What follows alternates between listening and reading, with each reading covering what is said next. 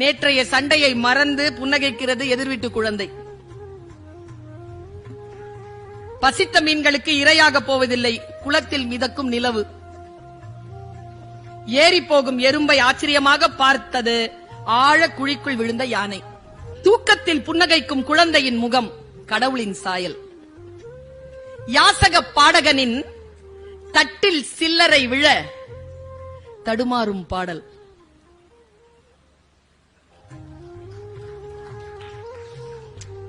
சில்லறை வேணும், கலையும் வேணும். பாடிட்டே இருக்கும்போது சத்தம் கேட்டுருச்சே, ஒரு மாதிரி ஆயிட்டேன் நான் இதை படிச்சு. தண்டவாளங்கள் சந்தித்துக் கொண்டன பழைய இரும்பு கடையில்.